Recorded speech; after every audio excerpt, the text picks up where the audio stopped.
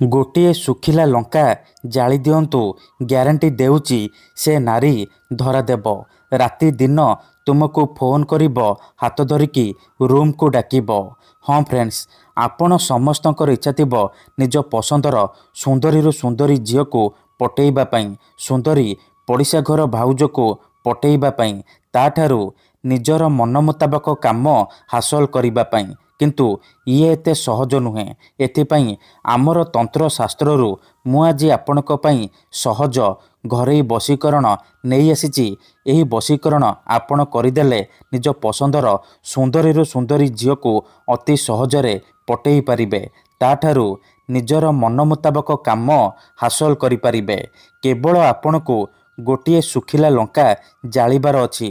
ଏହି ବଶୀକରଣ ଏତେ ଶକ୍ତିଶାଳୀ କି ଏହାର ପ୍ରୟୋଗ କେବେ ବି ଖାଲି ଯାଏନି। ମାତ୍ର ଥରେ ଯେଉଁ ଝିଅ ବା ବିବାହିତା ନାରୀ ଉପରେ ଆପଣ ଏହି ବଶୀକରଣକୁ ପ୍ରୟୋଗ କରିଦେବେ, ସିଏ ସେହି ସମୟଠାରୁ ଆପଣଙ୍କ ଆଡ଼କୁ ଆକର୍ଷିତ ହେବାକୁ ଲାଗିବ। ଆପଣଙ୍କର ସବୁ କଥା ମାନିବ। ଆପଣ ତାକୁ ଯାହା କହିବେ ସିଏ କରିବ।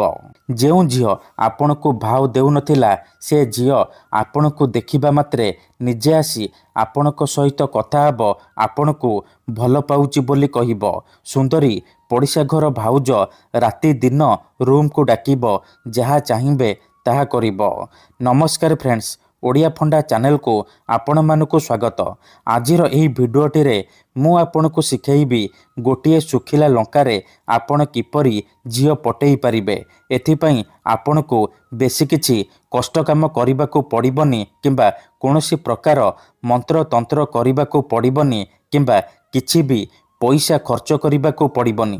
କେବଳ ମୁଁ ଆପଣଙ୍କୁ ଗୋଟିଏ ବଶୀକରଣ ଶବ୍ଦ କହିବି, ସେହି ଶବ୍ଦକୁ ଆପଣ 7 ଥର ପଢ଼ିକି ଗୋଟିଏ ଶୁଖିଲା ଲଙ୍କା ଜାଳିଦେବେ। ଏହି ଶବ୍ଦ ହେଉଛି ମୁସଲିମ ବଶୀକରଣ ଶବ୍ଦ। ଏହି ଶବ୍ଦକୁ ପଢ଼ିକି ଶୁଖିଲା ଲଙ୍କାକୁ ଜାଳିଦେବେ।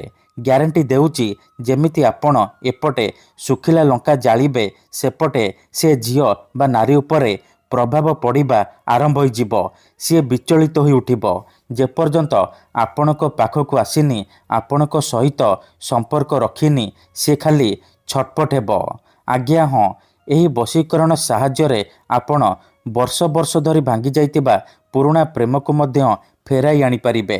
ଶାଶୁ, ନଣନ୍ଦ, ଦିଅର, ଭାଉଜ କାହାକୁ ବି ନିଜ ବଶରେ କରି ତାଠାରୁ ନିଜର ମନ ମୁତାବକ କାମ ହାସଲ କରିପାରିବେ। ତେଣୁ ମୋର ଆପଣମାନଙ୍କୁ ଅନୁରୋଧ କି ମନରେ କୌଣସି ଖରାପ ଉଦ୍ଦେଶ୍ୟ କିମ୍ବା କୌଣସି ଖରାପ କାମ ପାଇଁ ଆପଣ ଶୁଖିଲା ଲଙ୍କାର ଏହି ବଶୀକରଣକୁ ପ୍ରୟୋଗ କରିବେନି। ଠିକ୍ ଅଛି? କାହିଁକି ନା ମାତ୍ର ଥରେ, ଆଜ୍ଞା ହଁ, ମାତ୍ର ଥରେ ବଶୀକରଣ ହେବା ପରେ ସେ ଝିଅ ହେଉ ବା ପଡ଼ିଶା ଘର ସୁନ୍ଦରୀ ଭାଉଜ ଆପଣଙ୍କ ଆଡ଼କୁ ଆକର୍ଷିତ ହେବାକୁ ଲାଗିବ। ପାଗଳୀ ପରି ଆପଣଙ୍କୁ ଭଲ ପାଇବାକୁ ଲାଗିବ। ନିଜେ ହାତ ଧରିକି ରୁମ୍କୁ ଡାକିବ, ଯାହା ଚାହିଁବେ ତାହା କରିବ। ତେବେ ଏହି ବଶୀକରଣ ଆପଣ କିପରି କରିବେ, କେମିତି କରିବେ, ଶୁଖିଲା ଲଙ୍କା ଆପଣ କିପରି ଜାଳିବେ, ମୁଁ ଆପଣଙ୍କୁ ଶିଖେଇବି। ସମ୍ପୂର୍ଣ୍ଣ ପ୍ରୟୋଗ ବିଧି ଠିକ୍ ଭାବରେ ଶିଖେଇବି।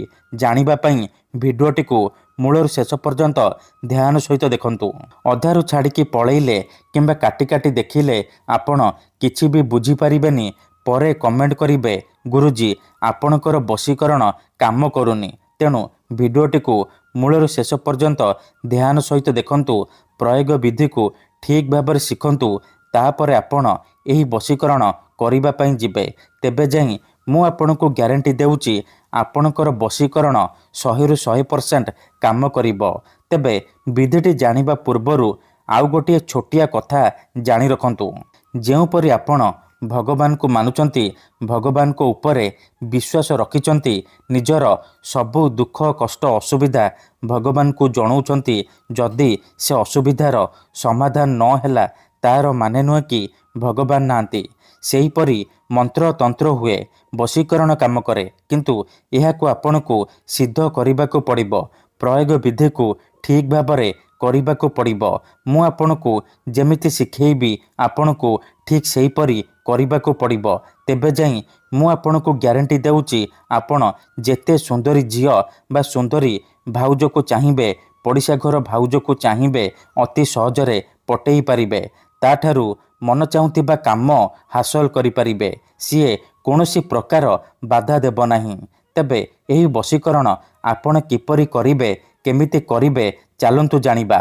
ବିଧିଟି ଜାଣିବା ପୂର୍ବରୁ ଯଦି ଆପଣ ଆମ ଚ୍ୟାନେଲକୁ ପ୍ରଥମ ଥର ଆସିଛନ୍ତି ତେବେ ଦୟାକରି ଚ୍ୟାନେଲକୁ ସବସ୍କ୍ରାଇବ୍ କରି ପାଖରେ ଥିବା ବେଲ୍ ଆଇକନ୍କୁ ମଧ୍ୟ ଦବାଇ ଦିଅନ୍ତୁ, ଯାହାଦ୍ୱାରା ଆମେ ଯେଉଁ ବି ଭିଡ଼ିଓ ଅପଲୋଡ଼ କରିବୁ ସର୍ବପ୍ରଥମେ ଆପଣ ଦେଖିପାରିବେ ଆଉ ତା'ର ଲାଭ ପାଇପାରିବେ। ତେବେ ଚାଲନ୍ତୁ ଜାଣିବା ଏହି ବଶୀକରଣକୁ ଆପଣ କିପରି କରିବେ। ମନେ ରଖନ୍ତୁ, ଏହି ବଶୀକରଣ ବିଧିକୁ ଆପଣ କେବଳ ଶୁକ୍ରବାର ଦିନ କରିବେ, ସନ୍ଧ୍ୟା ସମୟରେ କରିବେ। ବିଧିଟି କରିବା ପୂର୍ବରୁ ଭଲ ଭାବରେ ହାତ ଗୋଡ଼ ଧୋଇକି ସଫା ବସ୍ତ୍ର ପିନ୍ଧିକି ଏହି ବଶୀକରଣ ଆରମ୍ଭ କରିବେ। ପ୍ରଥମେ ଆପଣ କ'ଣ କରିବେ, ଗୋଟିଏ ଶୁଖିଲା ଲଙ୍କା ଆଣିବେ ଆଉ ଜାଳିବା ପାଇଁ ଡିଆସିଲି ଆଣିବେ। ତାପରେ କୌଣସି ଏକ ଜାଗାରେ ଚୁପଚାପ ବସି ପଡ଼ିବେ ଯେଉଁଠାରେ ଆପଣଙ୍କୁ କେହି ଦେଖିବେନି କିମ୍ବା ଡାକିବେନି। ତାପରେ ଯେଉଁ ଶୁଖିଲା ଲଙ୍କା ଆଣିଛନ୍ତି ସେ ଶୁଖିଲା ଲଙ୍କାରେ ସେଇ ଝିଅ ବା ସ୍ତ୍ରୀର ନାମ ଲେଖିବେ ଯାହାକୁ ଆପଣ ବଶରେ କରିବାକୁ ଚାହୁଁଛନ୍ତି। ତାପରେ ସେ ଶୁଖିଲା ଲଙ୍କାକୁ ନିଜ ସାମ୍ନାରେ ରଖିବେ ଆଉ ଆଖି ବନ୍ଦ କରିକି ସେଇ ଝିଅ ବା ନାରୀକୁ ମନେ ମନେ ଭାବିବେ। ତାର ମୁହଁକୁ ନିଜ ମନରେ ଭାବିବେ। ଭାବି ସାରିବା ପରେ ୟା କରିବୁ, ୟା କରିବୁ, ୟା କରିବୁ ଏହି ଶବ୍ଦକୁ ଆପଣ 7 ଥର ପଢ଼ିବେ। ଇଏ ହେଉଛି ମୁସଲିମ ବଶୀକରଣ ଶବ୍ଦ। ଏହି ଶବ୍ଦକୁ ଆପଣ 7 ଥର ପଢ଼ିବେ। 7 ଥର ୟା କରିବୁ ପଢ଼ି ସାରିବା ପରେ 3 ଥର ସେ ଝିଅ ବା ସ୍ତ୍ରୀର ନାମ କହିବେ ଯାହାକୁ ଆପଣ ବଶରେ କରିବାକୁ ଚାହୁଁଛନ୍ତି। ଏତିକି କରିସାରିବା ପରେ କ'ଣ କରିବେ, ସାଙ୍ଗେ ସାଙ୍ଗେ ସେ ଶୁଖିଲା ଲଙ୍କାକୁ ଜାଳିଦେବେ। ଯେମିତି ଏପଟେ ଶୁଖିଲା ଲଙ୍କା ଜଳିବ ସେପଟେ ପ୍ରଭାବ ପଡ଼ିବା ଆରମ୍ଭ ହୋଇଯିବ। ସେ ଝିଅ ହେଉ ବା ବିବାହିତା ନାରୀ ଆପଣଙ୍କ ଆଡ଼କୁ ଆକର୍ଷିତ ହେବାକୁ ଲାଗିବ। ଯାହା ଚାହିଁବେ ତାହା କରିବ। ଧନ୍ୟବାଦ।